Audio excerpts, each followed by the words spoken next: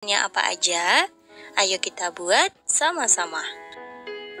Karena di sini aku buat ide jualan takjil, jadi buat sore hari, ini malam harinya aku buat agar pandan teman-teman. Siapkan panci, masukkan bubuk agar plain 1 bungkus, gula pasir 4 sendok makan, diaduk rata. Kemudian tuang air 700 ml, tambahkan juga pasta pandan sekitar setengah sendok teh atau boleh secukupnya.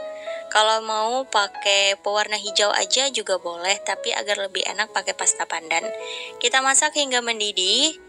Dan langsung aja kita tuang ke dalam loyang. Biarkan dulu hingga uap panasnya berkurang. Boleh disimpan di dalam kulkas ya. Lanjut kita buat puding kelapa KW-nya. Masukkan gula pasir 180 gram, bubuk Nutrijel kelapa muda 1 bungkus. Aku pakai kemasan yang besar.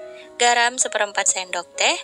Kita aduk hingga rata, kemudian tambahkan santan instan 1 bungkus, kemasan 65 ml. Lanjut, kita tuang air sebanyak 600 ml.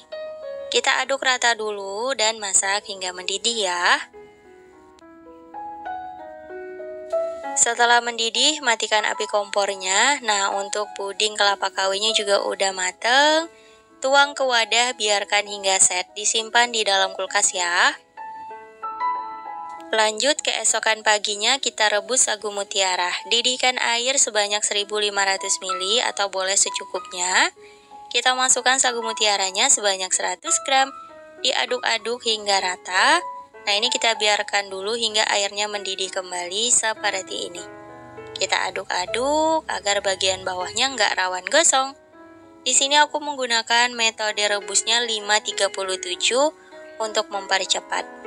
Oke, ini kita masak dulu selama 5 menit.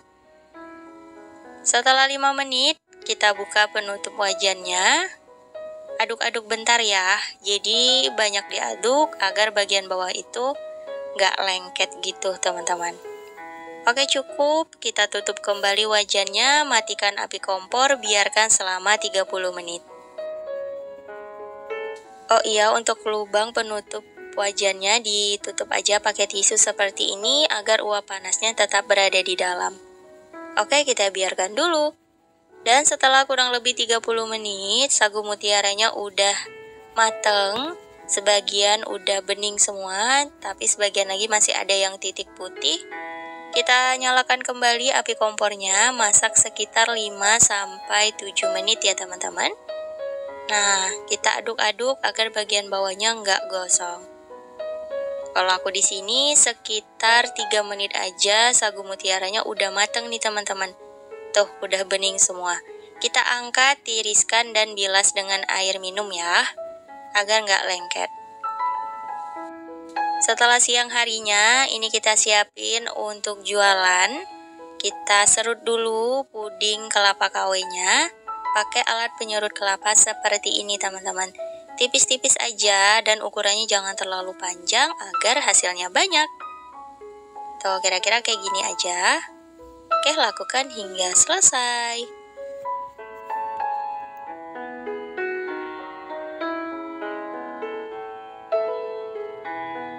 Kalau udah selesai, sisihkan dulu. Lanjut, kita potong-potong dadu agar pandannya. Untuk ukuran bebas aja, bisa disesuaikan ya teman-teman. Nah, ini kita potong-potong dulu.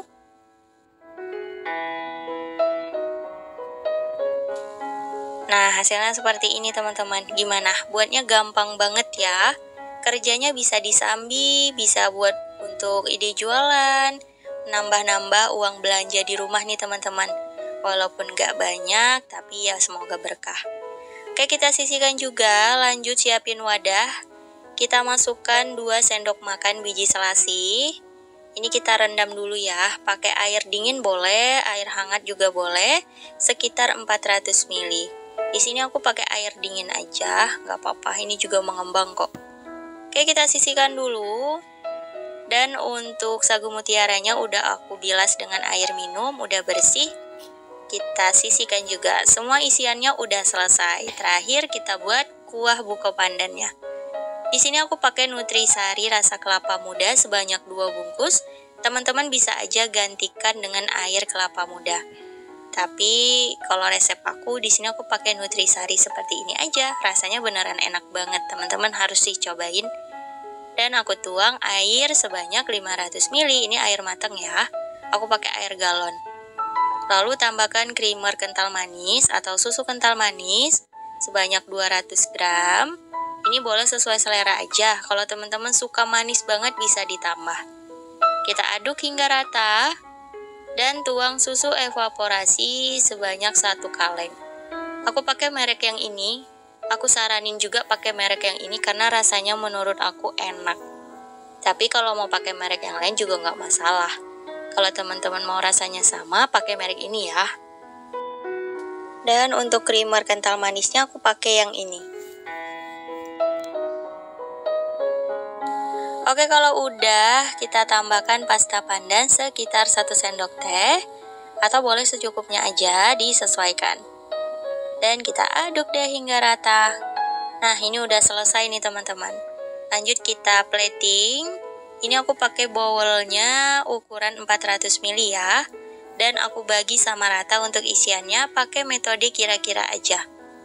Dari kelapa muda KW, kemudian agar-agar pandan, sagu mutiaranya, ini dibagi rata aja. Satu resep ini aku dapatnya 12 cup ukuran 400 ml. Nah, seperti ini. Kalau sagu mutiara udah, biji selasihnya dibagi sama rata juga. Ini pertama 1 sendok makan dulu ke semua bowlnya. Nah, kalau masih ada sisa dibagi rata aja seperti ini. Jadi 1 bowl sekitar 2 sendok makan biji selasih. Untuk kelapanya juga masih sisa, aku bagi rata aja seperti ini. Dan kita tuang deh kuah buko pandannya. Nah, aku suka gunakan metode seperti ini, jadi isiannya itu sama banyak teman-teman. Kalau misal nih mau langsung dimasukkan semua topping, semua isiannya itu ke dalam kuah buko pandannya ini sih boleh aja, nanti tinggal dibagi sama rata. Tapi dengan metode kayak gini lebih gampang menurutku. Dan 1 cupnya aku isi sekitar 1 sendok sayur. Ini sendok sayurnya lumayan besar ya. Setelah dibagi sama rata, lanjut kita aduk seperti ini. Tuh, isiannya full banget ya. Enak banget. Aku sih suka sama resep ini teman-teman. Bisa juga kita tambahkan topping keju parut, tapi karena keju di rumah lagi kosong, aku skip aja. Teman-teman bisa sesuaikan, tapi kalau nggak salah waktu jualan itu aku nggak pakai keju parut. Dan kita pasang penutupnya, tambahkan juga stiker ucapan agar lebih menarik.